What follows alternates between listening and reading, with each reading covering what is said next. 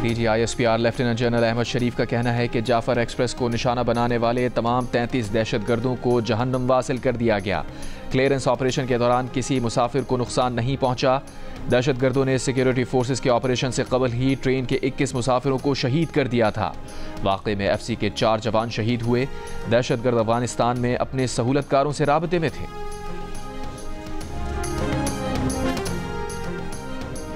Jafar express train पर दहशतगर्दों के हमले में शहीद अफराद में रेलवे एहलकार शमरूज शामिल। जाफर एक्सप्रेस हमले के 29 जख्मी कोयटा मुंतकिल, 16 जख्मियों को CMH और तेला को सिविल अस्पताल लाया गया। अस्पताल इंतजामिया का कहना है कि जख्मियों की हालत खतरे से बाहर है।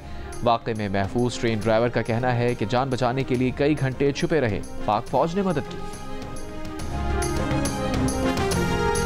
जाफर एक्सप्रेस हमले के बाद सूरत हाल का जायजा लेने वज़ीर आज़म शहबाज शरीफ आज बलूचिस्तान का दौरा करेंगे। कहा, जाफर एक्सप्रेस पर हमले जैसे बुज़दिलाना कार्रवाइयाँ पाकिस्तान के अमन के अज़म को मुतज़लज़ल नहीं कर सकती। सदर जरदारी का मौलाना ऑपरेशन मुकम्मल करने पर सिक्योरिटी फोर्सेस को खराज तहसीन। 21 शहरियों और 4 FC जवानों की शहादत पर इजहार अफसोस। सदर मुमलिकत का बलूचिस्तान में क़याम अमन के अज़म का इजहार। वफाकी वज़ीर दाखिला मोहसिन नकवी ने कहा, दहशतगर्द धरती का बोझ हैं, इस नासूर के खात्मे का वक्त आ गया है। दहशतगर्दों के सहूलतकारों से ही आहनी हाथों से निपटा जाएगा।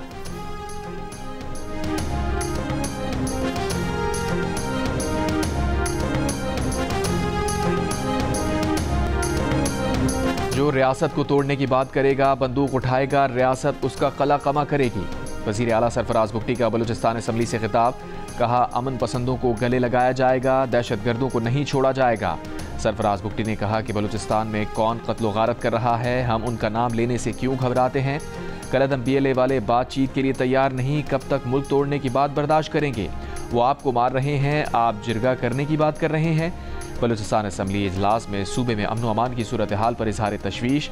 दहशतगर्दी के खिलाफ करारदाद मंजूर। अपोजिशन का ऑल पार्टीज कॉन्फ्रेंस बुलाने का मुतालबा।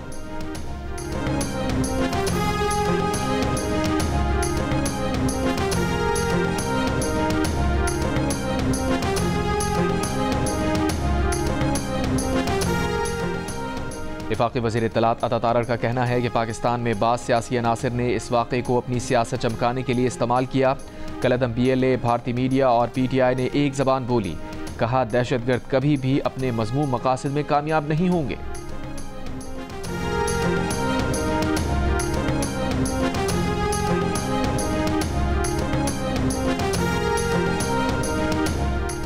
गवर्नर सिंध कामरान खान डिसोरी का जाफर एक्सप्रेस ऑपरेशन की कामयाबी पर सिक्योरिटी फोर्सेस को खराज तहसीन।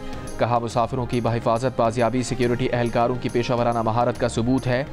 21 शहरियों और 4 FC जवानों की शहादत पर अफसोस का इजहार। गवर्नर पंजाब सरदार सलीम हैदर ने कहा कि 79 शहरियों को निशाना बनाने वाले और उनके सहूलतकार सफ़ाक दरिंदे हैं। दहशतगर्दी के खात्मे के लिए कौम सिक्योरिटी फोर्सेस के साथ है। गवर्नर खैबर पख्तूनख्वा बोले, मुसल्लह अफवाज ने बहादुरी और पेशा वराना महारत से दहशतगर्दों को जहन्नुम वासिल किया। पूरी कौम दहशतगर्दी के खिलाफ जंग में मुसल्लह अफवाज के शाना बशाना खड़ी है।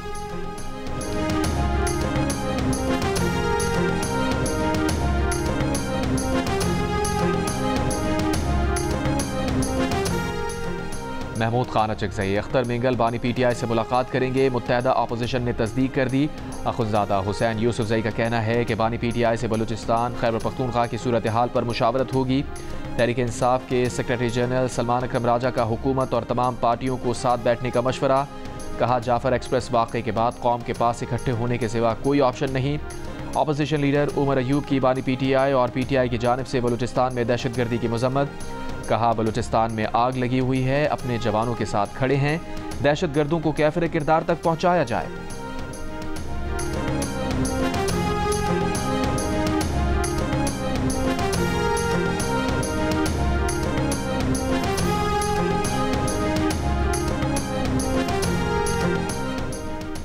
आलमी बरादरी की जाफर एक्सप्रेस पर दहशतगर्द हमले की मजम्मत। तर्जुमान चीनी वजारत खारजा ने कहा, दहशतगर्दी से निपटने के लिए पाकिस्तान की हिमायत जारी रखेंगे।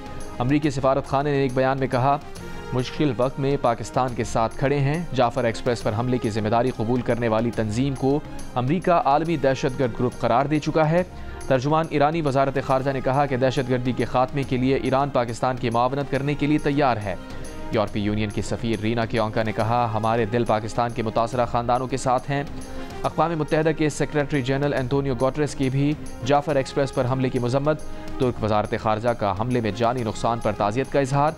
फ्रांसीसी सिफारत खाने का कहना है कि अलमनाक सूरत हाल के पेश नज़र पाकिस्तानी अवाम से इजहार यकजहती करते हैं।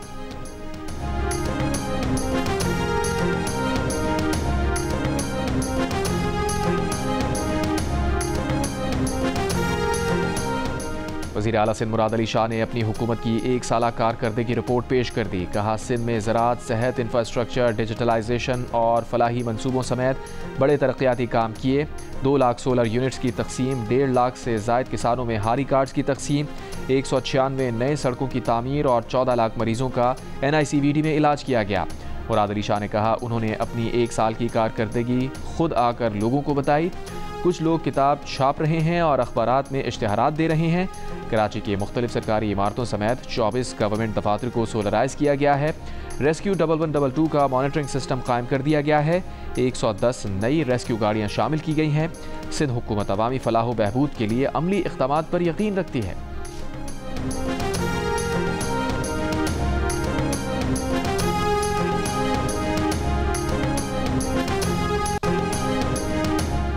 ऑपोजिशन लीडर उमर अयूब ने इल्ज़ाम लगाया है कि बिलावल भुट्टो ने विफाक से 9 अरब रुपए लेकर सिंध के लोगों के हुकूक का सौदा कर दिया। बोले, छोटे सूबों की मर्जी के बगैर नहरों का मंसूबा नहीं होना चाहिए। वज़ीर इत्तलात सिंध शर्जील मेमन का रद्द-ए-अमल। कहा, PTI वाले चोरी भी खुद करते हैं और खोजी भी खुद ही बनते हैं। कहा, दरियाए सिंध पर मुतनाज़ नहरी मंसूबे PTI हुकूमत ने शुरू किए।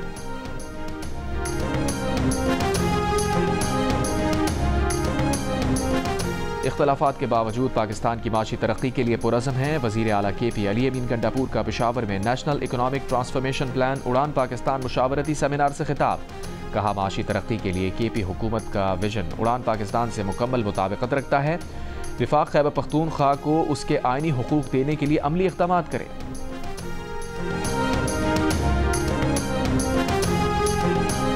लाहौर में सुंदर के इलाके में वाक़ निजी सोसाइटी में बेटे ने जायदाद के तनाज़े पर मां को छुरियां मारकर कत्ल कर दिया। मुलजिम फरार। पुलिस के मुताबिक 2 भाइयों मोहम्मद अहमद और अली हसनैन में जायदाद के बंटवारे पर झगड़ा चल रहा था। मुलजिम अली हसनैन ने भाई मोहम्मद अकरम को छुरियां मारकर जख्मी कर दिया। मां छुड़ाने आई तो उसे भी जख्मी कर दिया। 70 साल की रिजवाना बीबी अस्पताल में दम तोड़ गई। जख्मी मोहम्मद अहमद की हालत तशवीशनाक।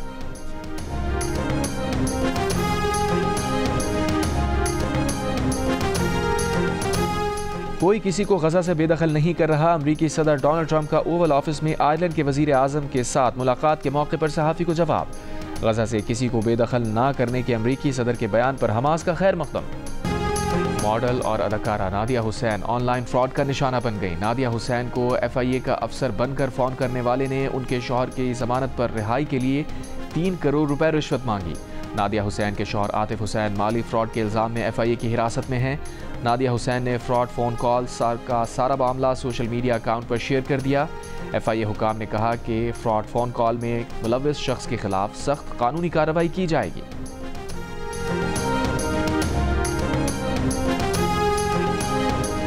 अमरीकी सदर ट्रंप का जौहरी मुज़ाकरात के लिए भेजा गया ख़त मुत्तहदा अरब इमारात के सदारती मुशीर अनवर करकाश ने ईरान को पहुँचा दिया। तेहरान में ईरानी वज़ीर ख़ारजा अब्बास अराग़ची से मुलाकात में ख़त उनके हवाले किया। ईरान के रहबर आला ख़ामनाई का कहना है कि ट्रंप का मुज़ाकरात का मुतालबा अवामी राय के लिए धोखाधही है।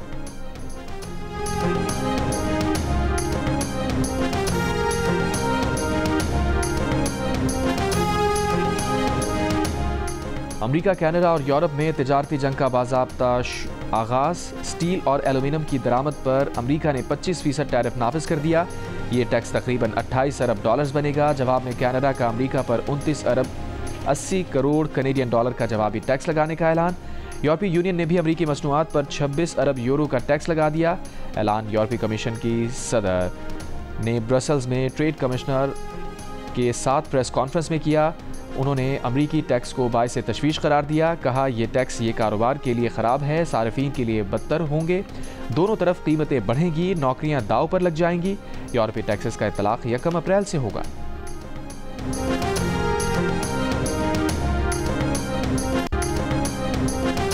अमरीका में इक़्तिसादी मंदी का इम्कान बढ़कर 40% हो गया। अमरीकी मालियाती इदारे JP Morgan की report, credit rating agency Moody's ने भी अमरीका में इक़्तिसादी मंदी का 35% इम्कान जाहिर कर दिया। JP मोर्गन ने कहा है कि अमरीकी पॉलिसियाँ मुल्क को इक़्तिसादी तरक्की की राह से दूर ले जा रही हैं।